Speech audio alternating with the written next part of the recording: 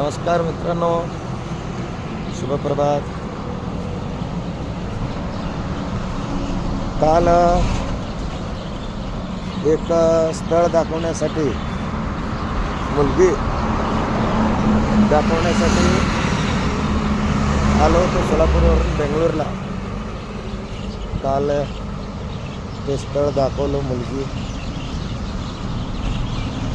Other कास्टमधलं होतं, म्हणजे मुलगा दुसऱ्या कास्टमधील आणि मुलगी पण दुसऱ्या कास्टमधील होती. स्थळ दाखवलं. आता वाजलंय 5:15 पहाटेचं. दुसऱ्या ठिकाणी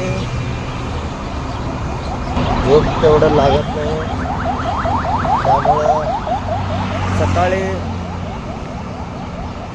5ला उठून 5:15 वाजले हायवेवरती जायला आलो